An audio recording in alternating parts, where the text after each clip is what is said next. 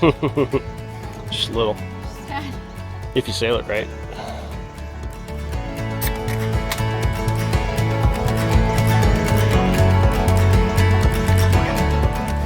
It's my old spot right there, Rivers. Right here? Yep. All right, one more time. Okay. Hello. Hi. Be at ease. We're alive. We're not dead. We're not divorced. We still have a child. Rivers He's is right here. there. He's fine. You might notice our environment has changed a little bit. Slightly. We're still in water. We're still surrounded by boats. Yeah. But what is happening? Well, a lot. So I guess the first thing to say is, yes, we have not posted a video in quite a while. It was not really intentional how we thought things were going to work out, but it's just kind of how it happened. Let's just go right to the heart of the matter first. We have quit the sailing life, and I'm sure there's quite a few of you who have guessed that is the case. Because the videos stopped so abruptly. We didn't.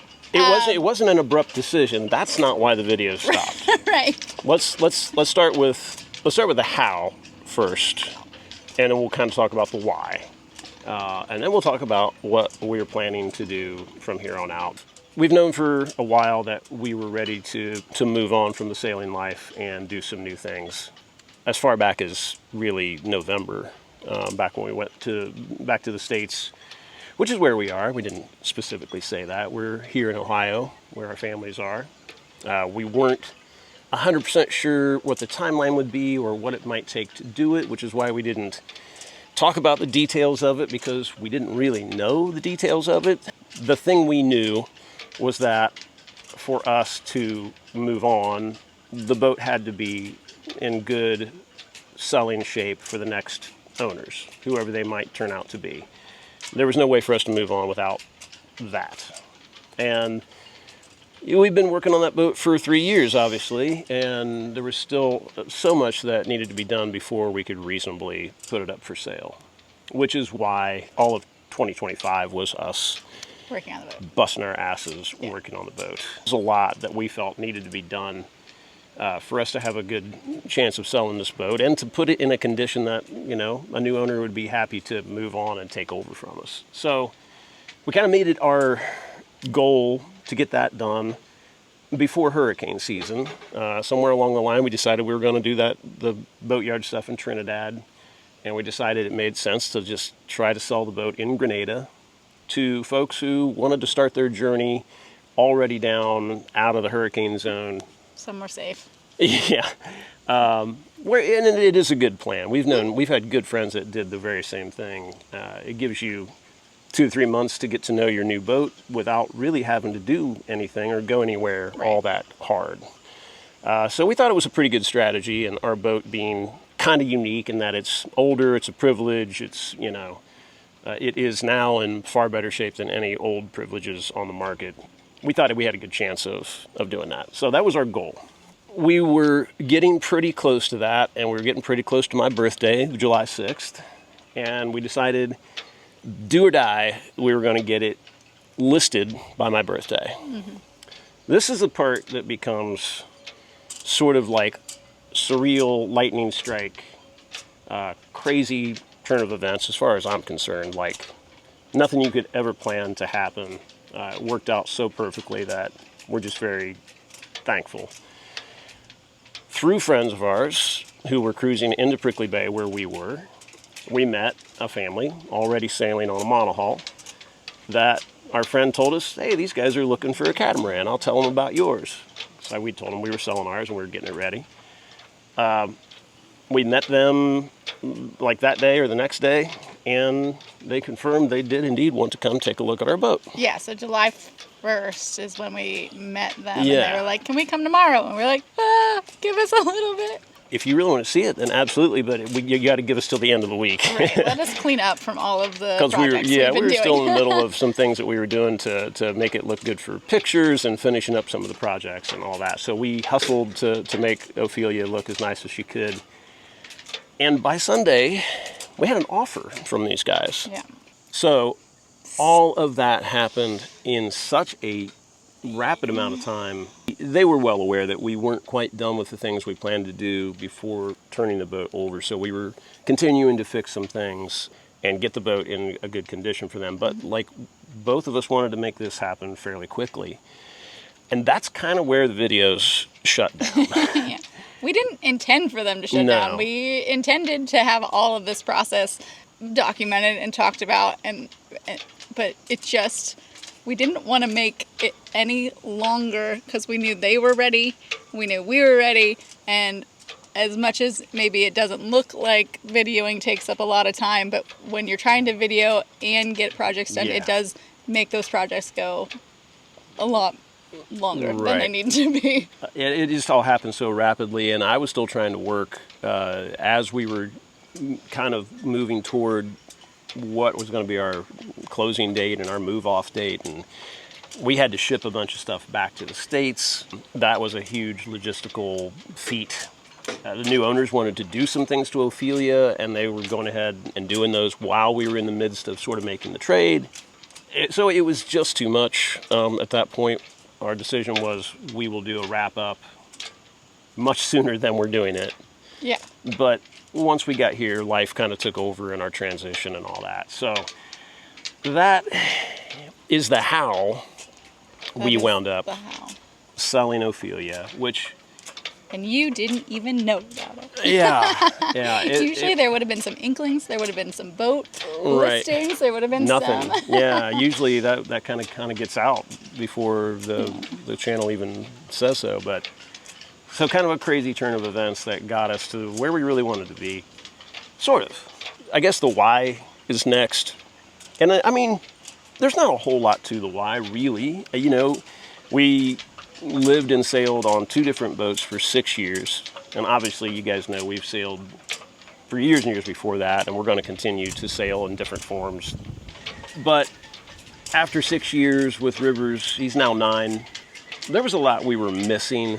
And, you know, the last 3 years with Ophelia certainly had their trials. That factors in, because we knew we were taking on a boat in need of a lot of love and a lot of work. And then if you were watching, you know the things that happened that sort of layered on top of that with the engine issue and the generator issues that, you know, we did finally tackle, and the generator's running great and everything now. But, you know, we could never quite catch up to it in the manner we wanted to until this last 6 months, where it was literally all we were thinking about. And with some help from Chris and Mary, Lauren's parents, who were part owners in the boat, in order to get it done. So it kind of did handicap our travels a little bit because of all that. We didn't go as far and wide as we really kind of wanted to. So it brought us down a little bit from what we wanted the sailing life to be. And in addition to that, and partly because of it, we've never really been able to get back to visit friends and family nearly as frequently as we really hoped we would. That has started to weigh on us and drag us down a bit. And then, again, with Rivers being 9, there's so many things he wants to try. Mm-hmm. And him being an only child, it's a little harder for us out on the boat for him to get enough kid time. It comes in fits and starts, you know. Be kids for a month, and then a month where we just got to fight and struggle to find someone for him to hang out with. Yeah. And we really want him to be part of groups and teams and things like that. So all of those things, I think, were the main factors in us just being ready to move to land again. Mm-hmm. I don't think there's anything I'm leaving out. It's really not that complicated. No. You know? No. Did we leave some stuff on the table? Yeah, but I don't think there's any way to not. I think our timeline would have been our timeline no matter what. I think we had 6 years on the boat, and even if we had gotten across the Atlantic or the Pacific or anything, I think by this time we would be feeling the need to move back to land. It just kind of sucks that we didn't get to travel it, to actually voyage as much as possible. But I think this would have been the time. Before we started feeling like we were ready to move on, we didn't quite get to the lengths we would have liked to. But we're also pretty proud of everything we did. And, you know, those last couple of years where we were traveling around with one motor, I'm still pretty proud of the fact that we still managed to travel. We still managed to see things and you know, make the most of our life on board. And gosh, we met so many cool people, like such a diverse group of people on boats and on the islands that we met. And I'm so proud of Rivers being able to grow up in that environment. And for me, that's like a humongous success. Right. Which I guess leads us to... I was going to say, that also... Good segue, right? Yeah. The next thing. We're not ready to fully settle back into American life. Yeah. Going straight back into, like, we grew up in Ohio and we're from Ohio. It's like we still do want to keep our... Been here, done that. Right. Our traveling, our... everything that we've learned through being somewhere where we didn't live before. We are in Ohio for a little while. We've got a great place to stay with Lauren's parents. That's sort of our crash pad anytime we need to be there. And we've been kind of catching up to a lot of the things that most people do on a regular basis. And for us, it's like, oh my gosh, I'm so happy to do this again. Like riding bicycles, throwing the ball around, you know, we're just doing all these kind of normal things. I've been playing some gigs with my buddy Chico. I'm going to play some more myself as much as my injured finger will allow, which it's gotten much, much better. So that's, I think, finally on its way to being healed up 100%. But it is just a transition. And how soon do you think we made the decision of where we're going? It was probably about January, wasn't it? January or February when we really started to think this makes sense. Right. Yeah. And that thing is Canada. Now, I have no idea what you, individual viewer, what your personal opinions are of Canada. I will admit that I hadn't given it a whole lot of thought. Canada just seemed too close. Right, it's like America, but north. Yeah. You know, except it's not. And as we started to investigate, we still want to be close to our families. We still want to be able to come back to birthdays. We want to come here for a couple weeks and do some racing. That's why we're here right now. We're doing some Wednesday night sailing racing, something that Rivers is also learning, which is super cool. We want to be able to get back easily. So we're like, well, I don't know. What's cool up there? I'd been to Montreal and Quebec as a kid and thought they were cool when I was a kid. And the more we investigated, not just those areas, but Canada in general, Quebec province, there was a lot that fit us to a T. We had already kind of started learning French when we thought we were going to go over to Europe. Mm-hmm. Lauren has been going real hard on the French to help us with our permanent residency up there. We want to go immerse ourselves in a second language, as much for Rivers as for us. Yeah, that was always my big goal, and I thought we would do it in South America. I thought that he would get to be bilingual in Spanish, and we'd do that. And then when we didn't get there, this was a way for us to still have him learn a different language and be bilingual, and yet also be within a car ride of our families, which is what we've really. So it was kind of Canada was kind of a compromise. Yeah, we're talking about 11 hours. It's really an easy car ride. And you might say, "Oh, Canada's cold, man." Yeah, it's cold. So cold you can snowboard like 5 months out of the year, which is something I miss a lot. I used to snowboard quite a bit for an Ohio guy, and I've never lived in a situation where I could snowboard any old time. So yes, we are doing a full 180. 180 degrees. What else would you expect? 180 degrees Celsius. I know. That doesn't make any sense. We had 6 years of summer, and now we're going to have a lot more winter to so, make up for it. Yeah. So we're very excited. Go check out some long-term rentals for our first stretch of 6 months up there while we finish up our requirements for permanent residency and all that kind of stuff. So yeah, we still have that ability to kind of move wherever we want, do whatever we want, and a lot of options popped up. Mm-hmm. You know, Uruguay, France still, and ultimately we still really did want to be close to family, close to home, mostly for Rivers, so he can kind of grow up with a lot of that stuff. But someplace new, interesting, really beautiful. They take their outdoor sports really seriously in that part of Canada. So it's going to be a lot of mountain biking, going to be a lot of kayaking, going to be a lot of snowboarding.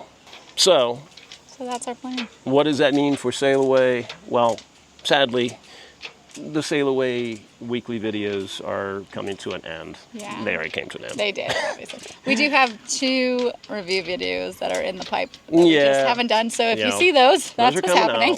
There might be a few of those that pop up now and again. We're not going to shut the channel down.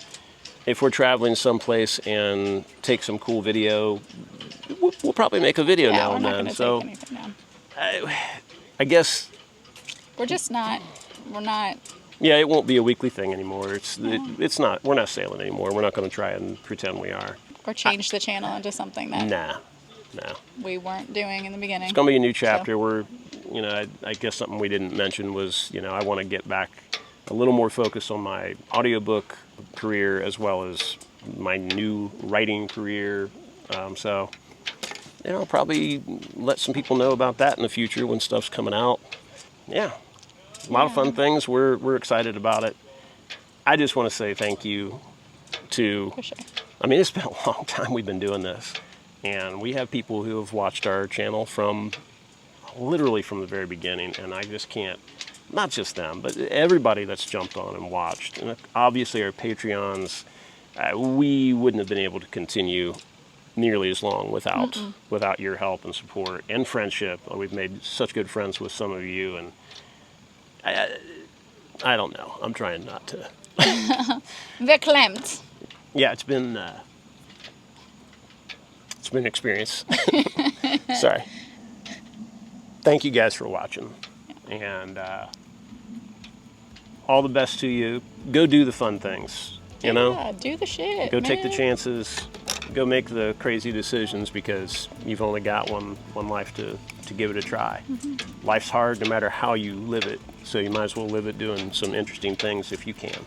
It's going on my gravestone. I did the shit. I did the shit. So, thank you guys, and we'll talk to you at some point. Yeah, I'm sure we'll be around. Anyway. So, our last passage drink. Oh, that one makes me sad. Cheers. Love y'all.